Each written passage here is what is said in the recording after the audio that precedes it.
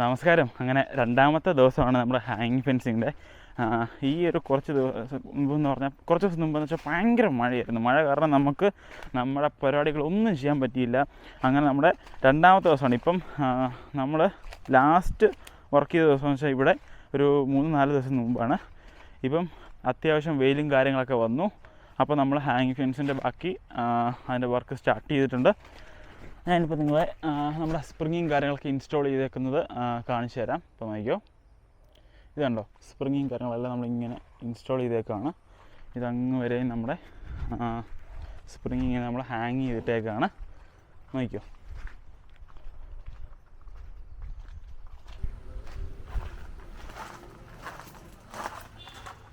അപ്പോൾ നമ്മുടെ ഈ ഒരു സൈഡിൽ നമ്മൾ വെച്ചിരിക്കുന്നതെന്ന് വെച്ച് കഴിഞ്ഞാൽ ക്രാവണിൻ്റെ മെഷീനാണ്. ക്രാവണിൻ്റെ മെഷീൻ വെച്ചിട്ടുണ്ട് ഇവിടെ. ക്രാവണിൻ്റെ കൺട്രോൾസ് നോർമലി തന്നെ ഓൺ ഓഫ്, ലോയും പവർ നമുക്ക് പവർ കൺട്രോൾ ചെയ്യാം. 24-ഉം 12 വേസും അലാറത്തിൻ്റെ സ്വിച്ചാണിത്. അലാറത്തിൻ്റെ ഫ്രീക്വൻസി, അതുപോലെ തന്നെ സെൻസിറ്റിവിറ്റി ഇത്. പിന്നെ പൾസിൻ്റെ ഇൻഡിക്കേറ്റർ, ഫോൾട്ടിൻ്റെ ഇൻഡിക്കേറ്റർ. നമുക്ക് എക്സ്ട്രാ ഒരു 12 വോൾട്ടിൻ്റെ ബൾബോ കാര്യങ്ങളോ ഇവിടെ കൊടുക്കാൻ പറ്റും. ഇത്തരം കാര്യങ്ങളാണ് ഈ ക്രാവണിൻ്റെ മെഷീനിൽ വരുന്നത്. ഇത് ക്രാവണിൻ്റെ തന്നെ നമുക്ക് അലാറമാണ് വന്നിരിക്കുന്നത്. പിന്നെ നമ്മൾ എക്സൈഡിൻ്റെ 75-ൻ്റെ ബാറ്ററിയും, അതുപോലെ തന്നെ വീടിൻ്റെ മുകളിലായിട്ട് നമ്മൾ ഒരു 100-ൻ്റെ മൈക്രോടെക്കിൻ്റെ പാനൽ നമ്മൾ സെറ്റ് ചെയ്തിട്ടുണ്ട്. ഇവിടെ ആയിട്ട് ബാറ്ററിയുടെ പോർട്ടും ഇപ്പുറത്തായിട്ട് നമ്മുടെ സോളാറിൻ്റെ പോർട്ടുമാണ് വന്നേക്കുന്നത്. പിന്നെ നമുക്കിത് പവർ എക്സിൻ്റെ നമ്മുടെ നേരത്തെ ഇരുന്ന സോളാറിൻ്റെ ആണിത്. പവർ എക്സിൻ്റെ മെഷീനാണ് ഇവിടെ ഇരിക്കുന്നത്. ഇത്തരം കാര്യങ്ങളാണ് ഇതിൻ്റെ മെഷീനും കാര്യങ്ങളൊക്കെ നമ്മളിവിടെ സെറ്റ് ചെയ്ത് വെച്ചേക്കുന്നത്. ഇതിൻ്റെ ഹാങ്ങിങ് ഫെൻസിൻ്റെ മൂലകൾ എങ്ങനെയാണ് ചെയ്തിരിക്കുന്നതെന്ന് കാണിച്ചു തരാം. നമ്മൾ കണ്ടോ, ഇങ്ങനെ പോസ്റ്റും കാര്യങ്ങളെല്ലാം സെറ്റ് ചെയ്തതിന് ശേഷം നമ്മൾ 2 സൈഡിലോട്ടും നമ്മൾ ഇത് കൊടുക്കും. കണ്ടോ, ആ ഒരു സൈഡിലോട്ടും കൊടുത്തിട്ടുണ്ട്, ഈ ഒരു സൈഡിലോട്ടും കൊടുത്തിട്ടുണ്ട്. അതിന് സപ്പോർട്ടും കാര്യങ്ങളെല്ലാം വെൽഡ് ചെയ്ത് കൊടുത്ത് അവിടുന്ന് വരുന്ന കണക്ഷൻ ഇങ്ങനെ നേരെ വന്ന് ഇവിടെ വരെ വരും. അതിനുശേഷം അവിടുന്ന് അടുത്ത ലൈനിലേക്ക് കൊടുക്കും. അവിടുന്ന് നമ്മൾ നേരെ അപ്പുറത്തോട്ട് വലിക്കും. ഇങ്ങനെയാണ് മൂലകളിൽ നമ്മൾ പോസ്റ്റ് കൊടുത്തേക്കുന്നത്.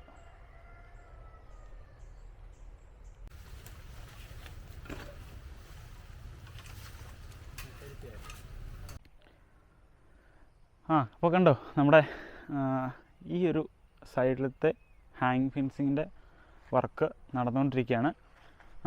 ഏകദേശം തീരാറായി. ഞാൻ കാണിച്ചു തരാം. നോക്കിയോ, കണ്ടോ, ഹാങ്ങിങ് ഫെൻസിങ് ഇട്ടേക്കുന്നുണ്ടോ? ഇത് കണ്ടിട്ട് ഹൈറ്റ് കുറവാണെന്ന് തോന്നില്ലേ? ഇതിനകത്ത് ഞാൻ നേരത്തെ പറഞ്ഞല്ലോ, ഇവിടെ ഓൾറെഡി ഒരു ഫെൻസിങ് ആണെങ്കിൽ മുകളിലായിട്ടുണ്ട്. കണ്ടോ, 2 ലൈൻ നേരത്തെ വലിച്ചിട്ടുണ്ട്. അതിൻ്റെ താഴെയായിട്ട് ചെയിനുണ്ട്, അതിനകത്ത് മുള്ളുവേലിയുണ്ട്, എല്ലാ കാര്യങ്ങളും ഉണ്ട്. അപ്പോൾ അതിന് മുകളിലായിട്ട് മാത്രമേ നിൽക്കാവുള്ളൂ നമ്മളടുത്ത് നേരത്തെ പറഞ്ഞിട്ടുണ്ടായിരുന്നു. ആ ഒരു പറഞ്ഞത് കൊണ്ടാണ്, ആ ഒരു രീതിക്കാണ് നമ്മൾ ഇപ്പോൾ ചെയ്തിരിക്കുന്നത്. ഇപ്പോൾ ഏകദേശം കണ്ടോ, നമ്മൾ ഈ ഫെൻസിങ്ങിൽ തട്ടാത്ത രീതിയിൽ നമ്മൾ പൊക്കി നിർത്തിയേക്കാണ്. ആന വരുമ്പോൾ തട്ടുന്ന രീതിയിൽ ചെയ്തിരിക്കുകയാണ്. ഈ ഒരു സൈഡ് ഏകദേശം തീരാറായി. ഇനിയും ഈ സൈഡ് ഫുള്ള് കംപ്ലീറ്റ് ചെയ്തതിന് ശേഷം വേണം ആ സൈഡിൽ നിന്ന് അങ്ങോട്ടുകൂടെ ഉണ്ട്. ഈ ഒരു സൈഡും കൂടെ ഇങ്ങോട്ടൂടെ കിടപ്പുണ്ട്. അതുകൂടെ കഴിഞ്ഞ് കഴിഞ്ഞാൽ നമ്മുടെ ഈ ഹാങ് ഫെൻസിങ്ങിൻ്റെ വർക്കും കാര്യങ്ങളെല്ലാം കംപ്ലീറ്റ് ആവും. അപ്പം നമുക്ക് ബാക്കി കാര്യങ്ങളൊക്കെ ഇങ്ങനെ നോക്കാം. അതുപോലെ തന്നെ ഇതിൻ്റെ ബാക്കെന്ന് വെച്ച് കഴിഞ്ഞാൽ നമ്മുടെ അച്ചൻകോവിൽ 6 ബാക്കിൽ കൂടെ പോകുന്നത്. നമുക്ക് ജസ്റ്റ് അങ്ങോട്ടൂടെ പോയി നോക്കാം. എന്തായാലും ഇവിടെ വരാനേ അല്ലേ.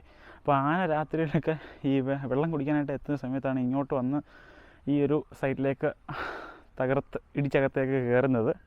അപ്പോൾ എന്തായാലും നമുക്ക് അങ്ങോട്ടൊക്കെ ഒന്ന് പോയി നോക്കാം. നമ്മൾ ഈ മരം ഇങ്ങനെ ഇവിടെ കിടക്കുന്ന കാണുമ്പോൾ നമുക്ക് തോന്നാം ചിലപ്പോൾ കാറ്റടിച്ചത് കൊണ്ട് ഈ മരം ഇങ്ങനെ കിടക്കുന്നതായിരിക്കും, കാറ്റടിച്ച് തറ വീണാന്ന് വിചാരിക്കാം. പക്ഷേ ഇത് ആന തെള്ളിയിട്ടതാണ്. ആന വന്നത് തെള്ളിയിട്ടേക്കുന്നതാണ് എന്ന് തോന്നുന്നു. അവിടെ പാടുകളൊക്കെ കിടപ്പുണ്ട്.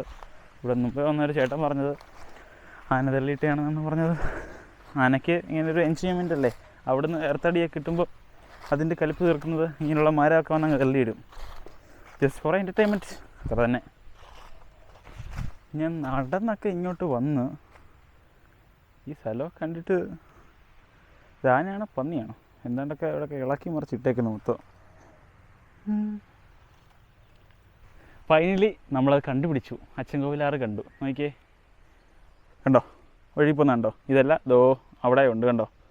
എനിക്കൊന്ന് ഇവിടുന്ന് ഇങ്ങനെ നടുക്കൊരു ഇങ്ങനെ ഒരു കര പോലെ കിടക്കുകയാണെന്ന് തോന്നുന്നു. അതുകൊണ്ട് അതുവഴി ഒഴുകി പോകുന്നത് കണ്ടോ, അശങ്കോയിലാറ്. അതിൻ്റെ ഒരു സൈഡിൽ കൂടെ ഒഴുകി പോകുന്നതാണ്, നടുക്കൊരു കരഭാഗമാണെന്ന് തോന്നുന്നു. എന്തായാലും ഭയങ്കര വെയിലിന്ന്. വെയിലുണ്ടായാലും കുഴപ്പമില്ല, മഴ പെയ്യായിരുന്നാൽ മതി. എന്തായാലും അങ്ങോട്ട് പോകാം. ഇത് കണ്ടോ, മൊത്തം കാടാണ് ഇവിടെ. വല്ല കരടി വല്ലതും എല്ലാവരും മതിയായിരുന്നു. നിങ്ങളിതൊക്കെ കേൾക്കുമ്പോൾ, മറ്റ് ജില്ലയിൽ നിന്നൊക്കെ ഉള്ളവർ ഇത് കേൾക്കുമ്പോൾ ഞാൻ തമാശയായിട്ട് പറഞ്ഞായിട്ട് തോന്നും. തമാശയല്ല, ഇത് സത്യമാണ്. ഇവിടെ ഇല്ലാത്തതായിട്ടൊന്നുമില്ല. ഇവിടെ കടുവയൊക്കെ ഉണ്ട്, ഇവിടെയൊക്കെ ഇറങ്ങി എന്നൊക്കെ പറഞ്ഞ് കേൾക്കാം. പിന്നെ അതുപോലെ ആനയുണ്ട്, പന്നിയുണ്ട്, മ്ലാവുണ്ട്, പിന്നെന്തുവാ, അങ്ങനെ പല പല സാധനങ്ങളൊക്കെ ഉണ്ട്. വെറൈറ്റി ഐറ്റംസാണ്. അയ്യോ, നമ്മളെപ്പോഴേ ഈ കാട്ടി ഇറങ്ങുമ്പോൾ ഒരു പ്രശ്നമെന്ന് വെച്ച് കഴിഞ്ഞാലേ, നമ്മൾ വന്ന വഴി മറക്കരുതെന്ന് പറയും. പക്ഷെ വന്ന വഴി മറന്നുപോയി. അതാണ് ഇതുവഴി ഇറങ്ങുമ്പോൾ ഉള്ള പ്രശ്നം എന്ന് വെച്ച് കഴിഞ്ഞാൽ. പിന്നെ തപ്പി കണ്ടുപിടിക്കുക, അത് മാത്രമേ ഉള്ളൂ വഴി. പുറത്ത് വന്നു.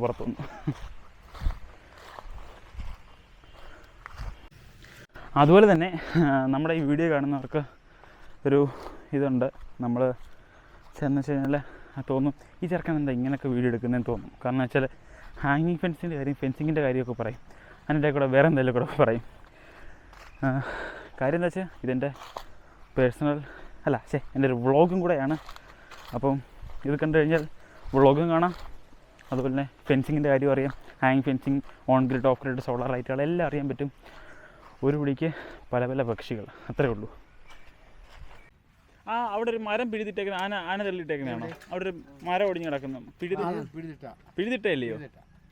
അവിടെ ഒരു വലിയ ഇത് ഞാൻ ആദ്യം വെച്ച കാറ്റടിച്ചായിരിക്കും. പനയല്ല, റബ്ബർ. ഇതിനകത്ത് ഇപ്പോഴോ? കാണും. ഇതിനകത്ത് രാത്രി വന്നാണത്തും കിടക്കും. കാടല്ലേ അതിനകത്ത് മൊത്തം? ഒരു ദിവസം ഞാൻ 4 മണിക്ക് ഞാനും എനിക്കുള്ള മോനോട് അവിടെ നിന്നുണ്ട്. ഇതിനകത്ത് കിടപ്പുണ്ട് പകല്. ഇന്നലെ രാത്രി ഒരു പന്നിയെ കണ്ടു, ഇത്രയും പൊക്കമുണ്ടൊരു പന്നി. അതൊക്കെ നമ്മളെ ഓടിച്ചിട്ട് ഇടിച്ചാൽ നമുക്ക് ഒന്നും ചെയ്യാനൊക്കത്തില്ല. ഒന്നും ചെയ്യാതിരിക്കുമ്പോൾ നമ്മൾ വീരവാദമൊക്കെ പറയും. വന്നൊരു ഇടി ഇടിക്കാമെങ്കിൽ തീർന്നു. ഇവിടെ എന്തൊക്കെ ഉണ്ട്? അപ്പൊ ആനയും പന്നി, മ്ലാവ്, കുറുക്കൻ ഇല്ലാത്ത ലൈറ്റ് ഒന്നുമില്ല അല്ലയോ? കുറുക്കൻ മിക്കവാറും ഈ റോഡോടെ കുറുക്കൻ ചെറിയ സാധനം, ഇത്ര മൂന്നൊക്കെ നിങ്ങളുള്ളത്. അത് ആൾക്കാരെ കടിക്കുമോ? അങ്ങനത്തെ ശല്യം ഉണ്ടോ? കോഴി പിടിക്കുമായിരിക്കും ഇല്ലയോ? അതാണ് പ്രശ്നം, കോഴിയും താറാനൊക്കെ പിടിച്ചോണ്ട് പോയിക്കളായി. അങ്ങനെ നമ്മുടെ ഹാങ്ങിങ് ഫെൻസിങ്ങിൻ്റെ വർക്കെല്ലാം അടിപൊളിയായിട്ട് കംപ്ലീറ്റ് ആയിട്ടുണ്ട്. നിങ്ങളുടെ കൃഷിഭൂമിയിലും ഇതുപോലെ പന്നി ശല്യമല്ല, ആന, അങ്ങനെ വന്യമൃഗങ്ങളുടെ ശല്യം കാരണം ബുദ്ധിമുട്ടാണെങ്കിൽ നിങ്ങൾക്ക് സോളാർ ഫെൻസിങ് വെക്കാൻ ആഗ്രഹമുണ്ടെങ്കിൽ, അല്ലെങ്കിൽ സോളാർ ഫെൻസിങ് അല്ലെങ്കിൽ ഹാങ്ങിങ് ഫെൻസിങ് എന്താ വേണമെങ്കിലും നിങ്ങൾക്ക് തീർച്ചയായിട്ടും നമ്മളെ കോൺടാക്ട് ചെയ്യാം. അല്ലെങ്കിൽ നിങ്ങൾക്ക് എന്തെങ്കിലും ഡൗട്ടോ കാര്യങ്ങളൊക്കെ ഫെൻസിങ്ങിനെ പറ്റി ഉണ്ടെങ്കിലും കോൺടാക്ട് ചെയ്താൽ മതി. എല്ലാ കാര്യങ്ങളും നമ്മൾ പറഞ്ഞു തരുന്നതായിരിക്കും. കോൺടാക്ട് ചെയ്യാൻ ബുദ്ധിമുട്ടുണ്ടെങ്കിൽ നമുക്ക് കമൻറ്റ് ചെയ്താൽ മതി. കമൻറ്റ് സെക്ഷനിലോട്ട് കമൻറ്റ് ചെയ്തോ, അതിന് മറുപടി നമ്മൾ തരുന്നതായിരിക്കും. നമ്പേഴ്സ് കാര്യങ്ങളുണ്ട്, ഒരു മടിയും വേണ്ട, തീർച്ചയായിട്ടും കോൺടാക്ട് ചെയ്താൽ നമുക്ക് നിങ്ങളുടെ ഡൗട്ട്സും കാര്യങ്ങളെല്ലാം നമ്മൾ ക്ലിയർ ചെയ്ത് തരുന്നതായിരിക്കും. അപ്പോൾ നമുക്ക് അടുത്തൊരു വീഡിയോയിൽ കാണാം. ബൈ.